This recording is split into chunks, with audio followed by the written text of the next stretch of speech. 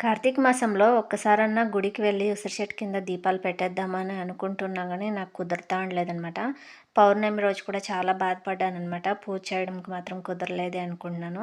ఈసారి అబ్బుతుందో అబ్బదో అనుకున్నాను. ఈ వారమైతే నాకు దావిచ్చేసినాడండి శివయ్య. ఇంక వస్తానే పని నుంచి వస్తానే ఇంట్లో పూజ అయితే చేసేసుకున్నాను. చేసేసుకొని దేవస్థానానికొచ్చి ఉసిరి చెట్టుకున్న 365 ఒత్తులు కూడా వెలిగించుకున్నాననమాట.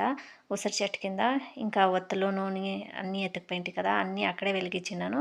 మనము శివాలయానికి ఏంటివన్నా ఎత్తకపోతే ఒత్తులు, నూనె ఏంటివన్నా ఎత్తుకుపోయినా వాపసు ఇంటికైతే తేగూడదంట. అన్నీ అక్కడే వదిలేసి రావాలా. అందుకని అన్నీ నూనె, ఒత్తులన్నీ ఇట్లా దీపాలు చాలా వెలిగించింటే అక్కడే వెలిగిచ్చేసి వచ్చేసినా అనమాట.